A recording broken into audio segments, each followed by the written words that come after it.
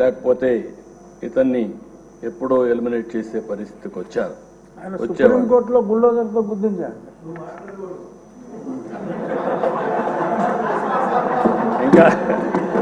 ఇంకా అలవాటు కాలేదు.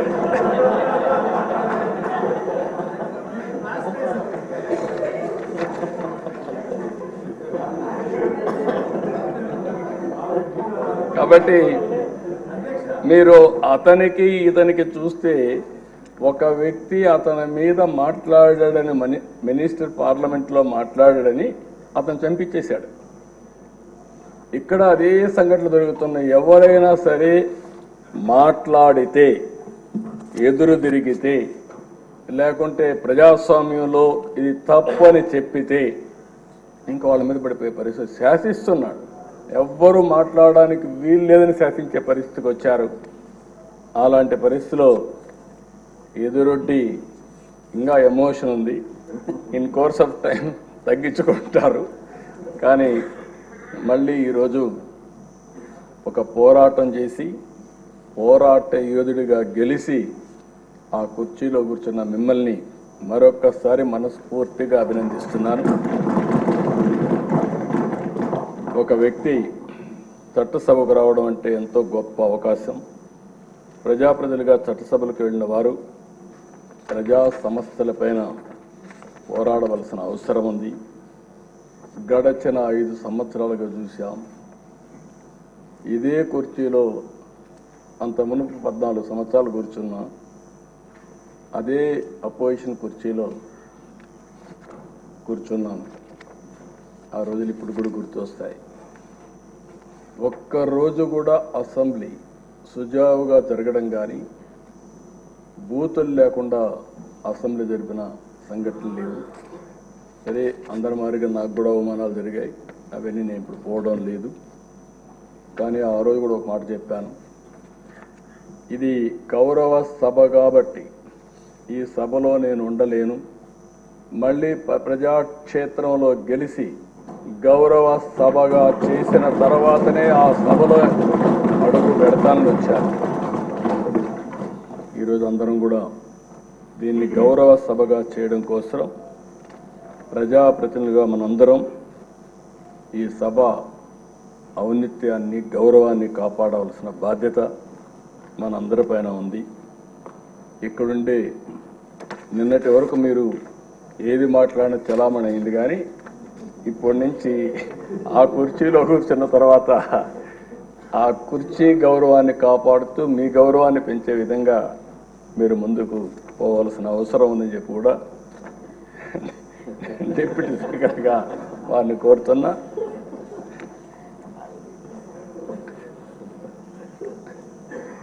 ఇంకొక పక్కన ఎప్పుడు కూడా మనందరం ఒకటి గుర్తుపెట్టుకోవాలి. ఇక్కడుండే వాళ్ళందరం చాలామంది బాధితులు ఉన్నాం. ఇంత మునుపు స్పీకర్ గారు ఉన్నారు. స్పీకర్ గారు ఆ వయసులో ఉంటే ఆయన రాజకీయ అనుభవం కూడా అపారం. 83 నుంచి రాజకీయాల్లో ఉన్నారు. 7 సార్లు ఎమ్మెల్యే అయ్యాడు. అలాంటి వ్యక్తి మీద అటెంప్ట్ రేప్ కేసు పెట్టారు. అంటే ఏమన్నా నాకైతే అర్థం కావడం లేదు. ఇప్పుడు ఆయన అదే బ్యూటీ ఆఫ్ డెమోక్రసీ. ఆయన ఇప్పుడు స్పీకర్. అదే మాదిరిగా ఈయన్ని చంపేయాలనుకున్న ఆయన ఇప్పుడు deputy speaker. Can you imagine this? అందుకే ప్రజల్లో ప్రతి ఒక్క విషయాన్ని వాచ్ చేస్తారు. ప్రతి ఒక్క విషయాన్ని వాచ్ చేసి ఎప్పటికప్పుడు ఒక్కొక్కసారి బయట రాలేరేమో కానీ అవకాశం వచ్చినప్పుడు మాత్రం సరైన నిర్ణయం తీసుకుంటారని చెప్పి కూడా నేను మీకు తెలియజేస్తూ, అహంకారంతో విర్రవీగిన వారికి కాల్చి వాత పెడతారంటారు చూడండి, అదే సరిగా జరిగింది. ఆ రోజు మాట్లాడినప్పుడు వై నాట్ 175 అంటే వై నాట్ 175 కాదు, నీకు ఇచ్చేది 11 అని చెప్పి 11 సీట్లతో గెలిపించారు. ఇంకొక పక్క ఇదే సీట్లో నేను చూశాను, మీ ప్రతిపక్ష స్థానాన్ని తీసేస్తామని చెప్పి హోదా తీసేస్తామని మాట్లాడారు. ఇప్పుడు ప్రజలు ప్రతిపక్ష హోదా కూడా ఇవ్వని పరిస్థితికి వచ్చారు. ఇంకొక పక్కన మనం గుర్తుపెట్టుకోవాల్సింది ఇవన్నీ కూడా అహంకారం. అలాంటి అహంకారంతో ముందుకు పోతే ఇదే అవుతుంది. నా చరిత్రలో 2 సార్లే ప్రతిపక్ష హోదా అనేది నాయకులు ఇచ్చేది కాదు, ప్రజలు ఇచ్చేది. అంటే ప్రజలు ఓట్లు వేసినప్పుడు 10% సీట్లు గెలిస్తే ఆ గెలిచిన పార్టీకి ప్రతిపక్ష హోదా వస్తుంది. లేకపోతే మెజారిటీ మనం గెలిస్తే మనం ఇక్కడ అసెంబ్లీకి వస్తాం, మెజారిటీ ఉంటే గవర్నమెంట్ ఫామ్ చేస్తాం. అట్లా కాకుండా ప్రతిపక్ష హోదా కావాలి, ఇవ్వకపోతే నేను అసెంబ్లీకి రానని డిమాండ్ చేసే నాయకుడు నా చరిత్రలో ఎప్పుడు చూడలేదు. 45 స్వతంత్ర భారతదేశంలో ఎవరు అడుగుండరు.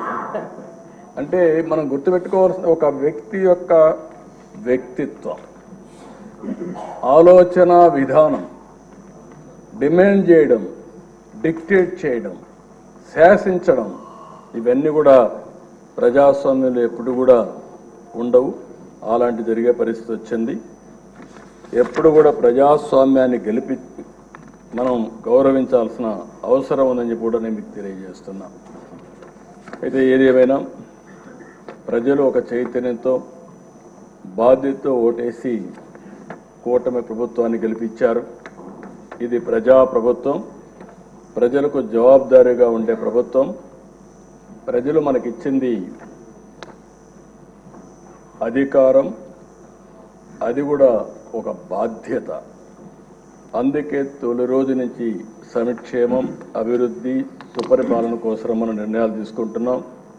150 రోజుల్లోనే అనేక సంక్షేమ కార్యక్రమాలని, అనేక పాలసీలు తీసుకొచ్చాం. ఈరోజు రాష్ట్రంలో ఫ్రీగా నేను అనుకుంటున్నాను 5 సంవత్సరాల్లో ఇంత స్వేచ్ఛగా అసెంబ్లీ జరిగింది 1924 ఒక్కరోజు కూడా లేదు. ఇప్పుడు ఎవరైనా సరే ప్రతిపక్షం ఉన్నా ఇదే మాదిరిగా ప్రవర్తిస్తాం.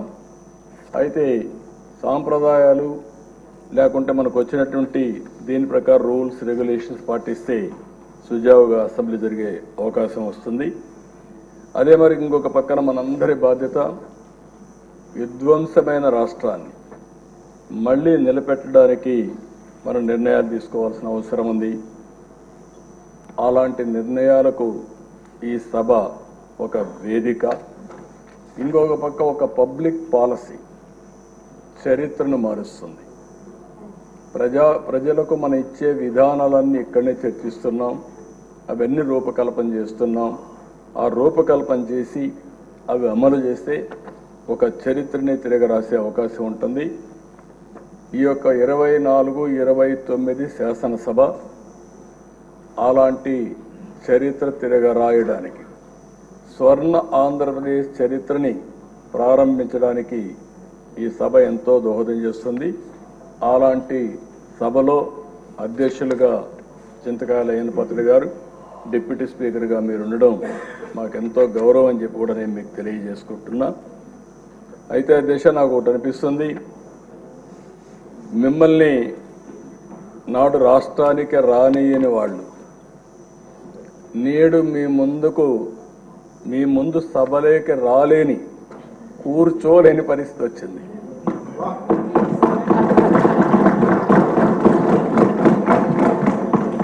మిమ్మల్ని నాడు రాష్ట్రానికి రానియని వాళ్ళు నేడు మీ ముందు సభలోకి రాలేని, కూర్చోలేని పరిస్థితి వచ్చింది. ఇది దేవుడు రాసిన స్క్రిప్టే. That is the beauty of democracy, that is the miracle.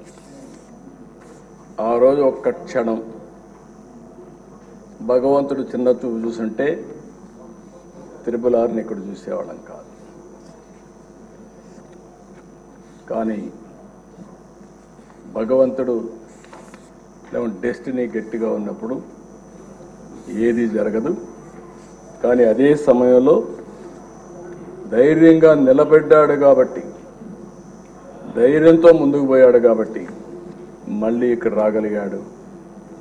ఏమాత్రం కొద్దిగా కూడా భయపడుంటే భయమే రఘురామకృష్ణరాజు గారిని చంపేసేది. ఆ ధైర్యానికి, ధైర్య సాహసాలకు మారు పేరైనటువంటి రఘురామకృష్ణరాజు గారిని మనస్ఫూర్తిగా అభినందిస్తూ, అలాంటి వాళ్ళు మనందరికి కూడా, మీ అందరికి కూడా చాలామంది యంగ్స్టర్స్కి ఆదర్శం కావాల్సిన అవసరం ఉంది. అది కూడా మీరందరూ గుర్తుపెట్టుకోవాల్సిన కోరుతూ, డిప్యూటీ స్పీకర్ గారు, మీరు ఆ పదవికి వన్నీ తెస్తారని, మన శాసనసభను ఒక సమున్నతమైన సభగా నిర్వహిస్తారని మనస్ఫూర్తిగా ఆశిస్తూ, మనస్ఫూర్తిగా మీకు అభినందన తెలియజేసుకుంటూ, మీ సాహసాన్ని గురించి, ధైర్యాల గురించి రాజీ పడాల్సిన అవసరం లేదు. అదే సమయంలో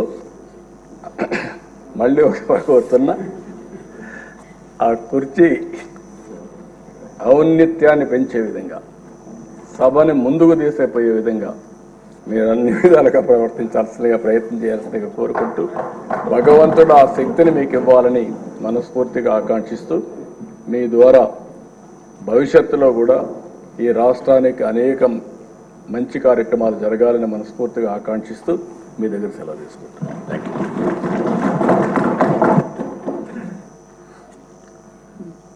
గౌరవనీయులైన ఉప ముఖ్యమంత్రి వర్యులు శ్రీ పవన్ కళ్యాణ్ గారు. Thank you sir.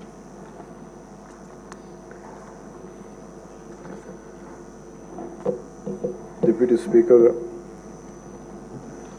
ఈరోజు ఎన్నికైన శ్రీ కనుమూరి రఘురామకృష్ణరాజు గారికి మనస్ఫూర్తిగా నా శుభాకాంక్షలు తెలియజేస్తూ, గౌరవ ముఖ్యమంత్రి శ్రీ నారా చంద్రబాబు నాయుడు గారికి, గౌరవ శాసనసభ్యులకు, మంత్రివర్గ సభ్యులకు, ప్రతి ఒక్కరికి నా హృదయపూర్వక నమస్కారాలు.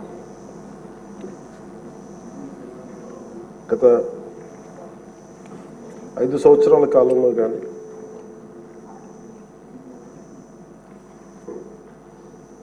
నా పొలిటికల్ అబ్జర్వేషన్ కానీ, నేను పాలిటిక్స్ రావడానికి రీజన్ కానీ,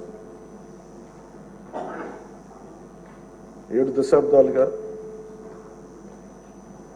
మన చరిత్ర చదువుకున్న, రైట్ ఫ్రమ్ మన ఫ్రీడమ్ ఇండిపెండెన్స్ మూమెంట్ నుంచి, చిన్నప్పుడు స్కూల్లో చరిత్ర చదువుకున్నా కానీ చాలా గొప్ప గొప్ప మహానుభావులు ప్రాణత్యాగాలు చేసి, పోరాటాలు చేసి ఈ దేశాన్ని నిర్మించారు, ఈ వ్యవస్థలు నిర్మించారు. ఎక్కడ కూడా to deter criminals into politics. దేశమంతా పనిచేస్తుంది క్రిమినలైజేషన్ ఆఫ్ పాలిటిక్స్ ఉండకూడదని. కానీ దురదృష్టవశాత్తు 14లో ఒకసారి రావడానికి ప్రయత్నం చేస్తే అలాంటి వ్యక్తుల సమూహాన్ని నిలువరించాం. 19లో కుదరలేకపోయింది. 19 to 24 అప్పటి ప్రభుత్వం it's an ఎపిటమ్ of criminalization of politics. గౌరవ ముఖ్యమంత్రి గారు సౌత్ అమెరికాకు చెందిన ఒక నార్కాటిక్స్ క్రిమినల్ హెడ్ ఎలా కంపేర్ చేశారు. క్రిమినల్ మైండ్ సెట్తో ఉన్న వ్యక్తులు కనుక రాజ్యాన్ని వెళితే వాళ్ళు దేనికి గౌరవం ఇవ్వరు, వ్యవస్థలకు గౌరవం ఇవ్వరు, రాజ్యాంగ విధానాలకు గౌరవం ఇవ్వరు, ఎవరైనా బలి చేయగలరు. మన పర భేదం లేదు వాళ్ళకి. గత ప్రభుత్వంలో రఘురామకృష్ణరాజు గారు ఎంత బాధించారో చూస్తే, దానికి ముందు వరుసగా చూస్తే సుప్రీంకోర్టు జడ్జెస్ని వదలలేదు, చిన్నపాటి కార్యకర్తల్ని వదలలేదు, ప్రతిపక్షంలో ఎవరిని వదలలేదు. స్వయాన వాళ్ళ పార్టీ తరఫున గెలిచి ఎంపీగా ఎన్నికైన రఘురామకృష్ణరాజు గారిని విధానాలతో విభేదించి ఆయన ఎంత ఇబ్బందికి గురి చేశారో, శారీరకంగా, మానసికంగా, అన్ని రకాలుగా. ఒక ఎంపీకి ఒక తీసుకెళ్ళి అరెస్ట్ చేస్తారు, ఏదో ఇబ్బంది పెడతారు, అట్లా ఏదో అనుకున్నాం. కానీ ఆయన మీద ఒక 3rd degree మెథడ్స్ వాడటం, బెదిరించడం. ఆ రోజున గౌరవ ముఖ్యమంత్రి కోసం నేను కూడా స్పందించాను. భయం వేసింది మాకు, ఆయనకి ఏం జరుగుతుందో అని. చాలా ఆవేదన కలిగింది. చాలా బలమైన ఇబ్బందులు ఎదుర్కొన్నారు. నాకు నిజంగా ఆ రోజున అనిపించింది, క్రిమినల్స్ కనుక రాజ్యాలు వెళ్తే ఎలా ఉంటుంది, ఎలా ఎదుర్కోవాలి. సో ఈ ప్రభుత్వం తాలూకు వ్యతిరేక ఓటుని చీలనివ్వకూడదన్న నా ఆకాంక్ష ఈ రోజున మిమ్మల్ని ఈరోజు డిప్యూటీ స్పీకర్ పదవిలో చూస్తుంటే నిజంగా నేను ఆ రోజు నా ఆవేదన, నా ఆక్రోశం ఈరోజు మీ రూపంలో డిప్యూటీ స్పీకర్గా మీరు ఉండటం నాకు నిజంగా చాలా చాలా ఆనందంగా ఉంది. ఇక్కడ మొన్న ఆ రోజు మీరు కూడా ఉన్నారు, మనం సభ ప్రారంభమైనప్పుడు దాదాపు ఇక్కడ ఉన్న సభ్యులందరూ కూడా దాదాపు 80% సభ్యులు మన అచ్చెన్నాయుడు గారి దగ్గర నుంచి, మీ దగ్గర నుంచి, చంద్రబాబు నాయుడు గారి దగ్గర నుంచి అందరూ కూడా ఏదో ఒక రకంగా క్షోభ అనుభవించిన వాళ్ళు, బాధలు అనుభవించిన వాళ్ళు, సోషల్ మీడియా అబ్యూస్ని భరించలేని నాటి 100% అందరూ ఏదో ఒక విధంగా సోషల్ మీడియా అబ్యూస్ అయితే జరిగింది. ఇలాంటి పరిస్థితుల్లో మనందరం కలిసికట్టుగా ఉండి ప్రజాస్వామ్యాన్ని కాపాడినందుకు మనస్ఫూర్తిగా ఈ సభకు నేను మనస్ఫూర్తి ధన్యవాదాలు చెప్పుకోండి మీ తరఫున. ఇది భవిష్యత్తులో మీరు ఈ పదవిని అలంకరించారు, మీరు మీకు ఆవేదన ఉంది, మీ కోపం ఉంది, రచ్చబండ కార్యక్రమం ద్వారా మీరు కూడా మాట్లాడాల్సిన అవసరం లేదు. యాక్చువల్లీ మీరు కూడా అలాంటి, మీ దగ్గర మాటకి చాలా బలమైన పదులు ఉంటుంది, మీ మాటకి హాస్యం ఉంటుంది, గుడ్ సెన్స్ ఆఫ్ హ్యూమర్ ఉంటుంది మీ దగ్గర. కానీ రచ్చబండ అనే ఒకటి కార్యక్రమం మీరు ప్రారంభించాలి అంటే ఎంత విసిగిపోతే మీరు ప్రారంభిస్తారు, ఎంత నిస్సహాయత ఉంటే ప్రారంభిస్తారు. నేను చాలాసార్లు అనుకుని ఇంత అడ్డగోలుగా క్రిమినలైజేషన్ ఆఫ్ పాలిటిక్స్ జరిగితే ఎవరు రారాలు అనుకునేవాడిని. నేను ఎప్పుడు ఒకటే నమ్మాను, సైంటిఫిక్ మన Newton's third law, for every action there is an equal and opposite reaction అని. అలాగే కర్మ ఎవరిని వదలదని. మిమ్మల్ని ఎవరైతే మీకు అడుగు పెట్టనివ్వం, మీ నియోజకవర్గంలో మిమ్మల్ని అడుగు పెట్టనివ్వం, మిమ్మల్ని అడుగు పెట్టనివ్వం అని చెప్పి ఛాలెంజ్ చేసిన వాళ్ళు ఈరోజు అడుగు పెట్టలేకపోయారు. కర్మ అంత బలంగా ఉంటుంది. 56,777 ఓట్లతోటి దాదాపు 59.80% ఓటుతోటి గెలిచి మీరు ఎమ్మెల్యేకి వచ్చారు గుండి నియోజకవర్గం. ఈ రోజున వాళ్ళకి వై నాట్ 175 అలా అన్న మాటల దగ్గర నుంచి కానీ ఈ రోజున అడుగు పెట్టడానికి కూడా భయం ఉంది. మిమ్మల్ని ఎదుర్కోవాలంటే భయం. ఎందుకు మనం వ్యవస్థల్ని కాపాడాలి, ఎందుకు రూల్స్ పాటించాలి అంటే మనిషి అధికారం మదం ఎక్కి అహంకారంతో ఉంటే ప్రకృతిలో ఏమీ జరగదు, ఏమి అనుకోవడానికి లేదు. దానికి నిదర్శనమే సభ, దానికి నిదర్శనమే మిమ్మల్ని ఎంత హింసించి మీరు డిప్యూటీ స్పీకర్గా 14 ఏళ్ళు సుదీర్ఘమైన అనుభవం ఉండి ఒక నవ నిర్మాణాన్ని సైబరాబాద్ లాంటి ఒక కొత్త నిర్మాణాన్ని, సిటీని నిర్మించిన ఒక అనుభవజ్ఞులు ఆయన ఇబ్బందులు పాలు చేసి జైల్లో పెట్టి నలిపి, నాకు చాలా భయం ఉండింది. మిమ్మల్ని అరెస్ట్ చేసినప్పుడు మీరు ఎట్లా వస్తారో బయటకు, అంత భయం ఎలా ఉండిందో. గౌరవ ముఖ్యమంత్రి గారిని ఆ రోజున అరెస్ట్ చేసినప్పుడు నాకు చాలా ఆవేదన ఉండింది. ఏం జరుగుతుందో లోపల, ఏం చేస్తారు. ఒక ఎంపీగా మిమ్మల్ని ఇలా చేయగలిగినప్పుడు ఆయన్ని కూర్చోబెట్టి రాష్ట్రంలో ఏమేం చేస్తారన్నది నిజంగా ఆవేదన. అది ఆ రోజు తగులుకు నాకు అనిపించింది. ఈ రోజున అందరం బయటకు వచ్చి నిలబడ్డాం. దేనికి? ఇది ఒక చంద్రబాబు గారి కోసం, మీకోసం కదా, ప్రజాస్వామ్యాన్ని నిలబెట్టాలని. ప్రజాస్వామ్యం it should be eternal vigilance. మనకి ఎటర్నల్ అంటే నిరంతర పహారా లేకపోతే మనకి సరిహద్దుల్లో మన హద్దుల్ని ఎలా కాపాడుకుని నిరంతర పహారా అవసరము. ప్రజాస్వామ్యాన్ని కాపాడుకోవడానికి నిరంతర పహారా అవసరం. అందుకని మేమందరం eternal vigilance is essential for democracy. మేమందరం బయటకు వచ్చి ప్రజాస్వామ్యాన్ని కాపాడుకోవడానికి మనందరం పడ్డ తపన ఈ రోజున ఈ సభ నిలువెత్తు నిదర్శనం. మీరు ఖచ్చితంగా మీరు సభా గౌరవాన్ని నిలబెట్టాలని మనస్ఫూర్తి. మీ విట్టు కోల్పోకండి, మీ సెన్స్ ఆఫ్ హ్యూమర్ కోల్పోకండి. ఎందుకంటే మీరుంటేనే లైవ్లీగా ఉండి, మీరుంటే అన్ని నవ్వులు పువ్వులు ఉన్నాయి చూడండి. ఆనందాన్ని తీయకండి. అట్ ది సేమ్ టైం మేము కోరుకునేది కూడా ఆ ప్రజాస్వామ్యం తాలూకా విలువల్ని, ఆ భాషని కాపాడు. సభల్లో భాష దిగజారిపోతే అది రోడ్ల మీదకి వెళ్ళిపోతుంది ఈరోజు. అంటే ఎవరు ఏం మాట్లాడుతున్నారో ఇష్టం వచ్చినట్టు మాట్లాడి బూతులు తిట్టి మేము ఇళ్లలోకి వచ్చి మీ ఇంట్లో మీ ఆడపడుచుని రేపులు చేస్తాం, మీ పిల్లల్ని ఎలా అంటాం. అడ్డగోలు ఈరోజు ఇంతమంది మాట్లాడుతున్నారంటే దానికి చట్టసభలో నుంచే ఆ కదలిక మొదలు. ఆ హుందాతనం పోయింది సభలో. తిరిగి మీరు డిప్యూటీ స్పీకర్గా, అయ్యన్న పాత్రుడు గారు స్పీకర్గా ఆ హుందాతనాన్ని మీరు తిరిగి తీసుకురావాలి. ఒకటో రెండు సందర్భాల్లో మనం వచ్చినప్పుడు ఎవరో ఒక మాట ఏదో అంటే గౌరవ ముఖ్యమంత్రి చంద్రబాబు నాయుడు గారు ప్రత్యేకించి చేయొద్దు, మళ్ళీ ఇంకా అలాంటి కల్చర్ తీసుకురాకండి, అది అయిపోయింది గతం. సో అది మీరు మనస్ఫూర్తిగా దాన్ని పాటించి సభ గౌరవాన్ని నిలబెట్టాలని కోరుకుంటా ఉన్నాను. ఒకటే ఒక విన్నపం అధ్యక్ష స్థానంలో కూర్చున్న మీకు, మీ టెన్యూర్లో అయ్యన్న పాత్రుడు గారు మీ టెన్యూర్లో కరెక్షన్ మొదలవ్వాలంటే భావ ప్రకటన, భావ స్వేచ్ఛ మీద ఇష్టానికి మాట్లాడేస్తూ ఉన్నారు అందరూ.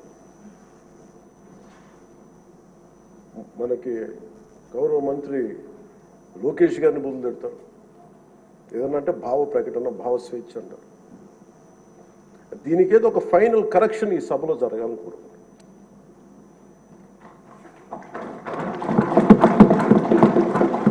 అంటే ప్రజలు నోరెత్తి ప్రకటన జరగాలి. డిసెంట్ ప్రజాస్వామ్యంలో dissent in democracy is very essential. కానీ అది ఎట్లా ఉండాలి అనేది దాని తాలూకు విధి విధానాలు మనం ఇక్కడి నుంచే మొదలు పెట్టాలి. అది మీ ఆధ్వర్యంలో మొదలవ్వాలని నేను కోరుకుంటున్నాను. నేను కీలకంగా కోరుకుంటుంది ఈ రోజున మీ తరఫున గౌరవ ముఖ్యమంత్రి గారు కూడా తెలియజేస్తా ఉన్నాను. Social media abuse protection bill అత్యంత తక్కువ సమయంలో రావాలి, బాగా చర్చ జరగాలి. మీరు డిప్యూటీ స్పీకర్ హోదాలో ఉండి, అయ్యన్న పాత్రుడు గారు స్పీకర్ హోదాలో ఉండి మీ టెన్యూర్లో social media abuse protection bill రావాలి. మన హోంమంత్రి గారిని వదలలేదు, అనిత గారిని, ఇంట్లో ఉన్న ఆడవాళ్ళని వదలట్లేదు. అంటే ఒక సైకలాజికల్ అబ్యూస్, ఒక పాశవికంగా తయారయ్యారు, సేడిస్టిక్గా తయారయ్యారు. దీని మీద మనందరం irrespective of difference of opinion, విభిన్నమైన పొలిటికల్ పార్టీలు అయినొచ్చేమో కానీ ప్రజాస్వామ్యాన్ని కాపాడటం కోసం Andhra Pradesh should lead by example introducing social media abuse protection bills. ఎందుకు చెప్తున్నానంటే మీలాంటి వ్యక్తిని, మీరు మెంబర్ ఆఫ్ పార్లమెంట్ అయ్యండి, మిమ్మల్ని ఇంత ఇబ్బంది గురి చేస్తే ఇంక సగటు మనిషి పరిస్థితి ఆలోచించుకోండి. 3 ఏళ్ల బిడ్డలు, 5 ఏళ్ల బిడ్డలు కూడా రేప్ చేస్తున్నారు, క్రిమినల్స్ అంతా చెలరేగిపోతున్నారు. దానికి కారణం ఈ చట్టసభలు ఇష్టారాజ్యంగా మాట్లాడి దానికి ఒక క్రిమినల్ నక్సెస్ లాగా ఇందాక ఎస్కోబార్ ఒక డ్రగ్ కార్టెల్ స్టార్ట్ చేస్తే వీళ్ళ క్రిమినల్ ఎంపైర్ని గార్డ్ చేసుకోవడానికి ఒక సోషల్ మీడియా ఒక అబ్యూసివ్ కార్టెల్ స్టార్ట్ చేసి ప్రజల్ని భయభ్రాంతులను చేసి అందరినీ భయపెట్టేసి కంట్రోల్ చేయడం, నియంత్రించడం. మాకు ఎదురు తిరిగితే మనకి కృష్ణరాజు గారు లాగా మమ్మల్ని జైల్లో పెట్టేస్తాం, ఇలా 3rd డిగ్రీ మెథడ్స్ వాడతాం. ఒక ఎంపీకి ఇలా ఉన్నప్పుడు అలా భయభ్రాంతులు చేయడం, ఒక ముఖ్యమంత్రి స్థాయిలో ఉన్న వ్యక్తిని గతంలో 3 సార్లు చేసిన వ్యక్తిని జైల్లో పెట్టేస్తాం, దాడులు చేస్తాం. ఈ మైండ్ సెట్ మారాలి అంటే ఈ సభ ప్రజలు మనకి చాలా బలమైన ఇచ్చారు. వాళ్ళని 11 మనల్ని 164లో పెట్టారంటే ప్రజలకు మన మీద అపారమైన నమ్మకం. ఏదో మార్పు తెస్తారు, అభివృద్ధి డెవలప్మెంట్తో పాటు వాళ్ళు కోరుకుంటుంది స్వేచ్ఛా వాయువులు పీల్చాలి, భయపడకూడదు. మీరు వస్తే చూడండి నవ్వులు పువ్వులు విరుస్తున్నాయి ఇక్కడ. ఇదే అట్మాస్ఫియర్, ఇదే వాతావరణం రాష్ట్రం అంతా ఉండాలని మనస్ఫూర్తిగా కోరుకుంటాం. మనం ఎంత ఆనందంగా నవ్వుతున్నాం. మనం సీరియస్ ఇష్యూస్ మాట్లాడుతున్నాం, మనకి వ్యతిరేకమైన విభేదాలు ఉంటాయి, అభిప్రాయ భేదాలు ఉంటాయి, ఒకటి సాధించుకోవడానికి భిన్నమైన అభిప్రాయాలు వస్తాయి. కానీ ఇదంతా కూడా చాలా సుహృద్భావ వాతావరణంలో జరగాలని నేను మనస్ఫూర్తిగా కోరుకున్నాను. సో మరోమారు మీరు పడ్డ వేదన, మీరు చేసిన పోరాటం, సినిమాల్లో హీరోలు, నేను కూడా చేస్తాను కాబట్టి చెప్తున్నాను, దెబ్బలకి నటించడం చాలా కష్టం. దెబ్బ పడితే వేరుగా ఉండదు. కానీ మీరు నిజ జీవితంలో దెబ్బతిన్నారు. ఎంత శక్తి కావాలి, ఎంత పోరాట పటిమ కావాలి, ఎంత శౌర్యం ఉండాలి, ఎంత ధీరత్వం ఉండాలి మీకు. ప్రభుత్వం వస్తో లేదో తెలియదు, మళ్ళీ వాళ్ళే రావచ్చు, కానీ తట్టుకొని మీరు నిలబడ్డారు చూసారా, దానికి మీకు హ్యాట్స్ ఆఫ్ సార్. వండర్ఫుల్. మీరు ఎలా నిలదొక్కున్నారో, మీరు ఎలా ధైర్యంగా ఉన్నారో, అది రాష్ట్రం అందరికీ మమ్మల్ని కోరుకుంటున్నాం. మీది ఏది కోల్పోకండి, మీ సెన్స్ ఆఫ్ హ్యూమర్ మటుకు 80% కోల్పోకండి. మీరు రచ్చబండలో ఒకప్పుడు చేశారు కాదనలేదు, కానీ మీ ఎంజాయ్డ్ ఇట్. కానీ మాకు భవిష్యత్తులో మళ్ళీ దాన్ని మీరు టోన్ డౌన్ చేస్తారో ఎలా చేస్తారో తెలియదు, కానీ మీ సెన్స్ ఆఫ్ హ్యూమర్ కోల్పోకుండా సభని హుందాగా నడిపి తిరిగి విలువలు ప్రతిష్ఠించమని మనస్ఫూర్తిగా కోరుకుంటూ, మీకు మరోమారు మీకు అవకాశాన్ని ఇచ్చిన నారా చంద్రబాబు నాయుడు గారికి, సభ్యులందరికీ కూడా మనస్ఫూర్తిగా ధన్యవాదాలు తెలియజేసుకుంటూ, మీకు శుభం కలగాలి మనస్ఫూర్తిగా నేను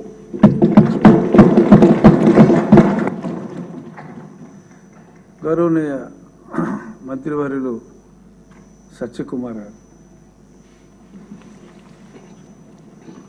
అధ్యక్ష, ముందుగా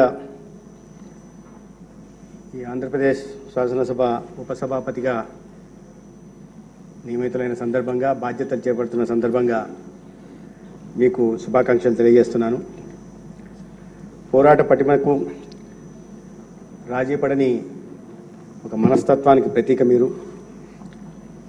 అది లోక్సభ అయినా, లోకల్ సభ అయినా, శాసనసభ అయినా, బహిరంగ సభ అయినా అన్యాయాన్ని నిర్భీతిగా ఎదిరించారు, అక్రమాల్ని నిర్భయంగా ఎదుర్కొన్నారు, అహంకారానికి ఎదురొడ్డి మీరు నిలిచారు. అయితే ఇవాళ మధ్యాహ్నం దాకా మా మధ్య ఉన్న మీరు ఇవాళ ఉపసభాపతి అయ్యారన్న ఆనందం ఒకవైపు ఉంటే, చెలోక్తులతో, చురకలతో, పదునైన మాటలతో సాగే మీ సకారాత్మకమైన, నిర్మాణాత్మకమైన ప్రసంగాలు, అప్పుడప్పుడు ఎక్కువగా విమర్శనాత్మకమైన ప్రసంగాలు కూడా వినే అవకాశాన్ని కోల్పోతున్నామని బాధగా కూడా రెండో వైపు ఉంది. అందరూ చెప్పినట్టుగా భగవంతుడు ముందే రాసి పెట్టేశాడు. అందుకనే ప్రతిపక్షాన్ని 11 సీట్లకు పరిమితం చేసి, ఒక పరాభవాన్ని అందించిన ప్రజలు పరాభవాన్ని అందిస్తే ప్రతిపక్ష హోదా కూడా లేకుండా ఆ పార్టీని ఈ సభలో 11 సీట్లకు పరిమితం చేసి, ఇప్పటికే పరాభవం అంచులో ఉంటున్న ఆ పార్టీ మరి మీరు కూడా ఉపసభాపతి అయిన తర్వాత మీ చేతిలో కూడా పరాభవం తప్పదని వారు ముందే తెలుసుకున్నట్టున్నారు. బహుశా ప్రతిపక్ష నాయకుడు అంటే వైఎస్ఆర్సీపీ పార్టీ నాయకుడు ఊహించాడో లేదా మ్యాటర్ లీక్ అయిందో నాకు తెలియదు, కానీ ముందే ఆయన మొహం చాటేశాడు. అసెంబ్లీ సమావేశాలకు రాకుండా పాపం ఒక అద్భుతమైన, మిమ్మల్ని నోరారా అధ్యక్ష అని పిలిచే ఒక అద్భుతమైన అవకాశాన్ని కూడా ఆయన కోల్పోయాడు.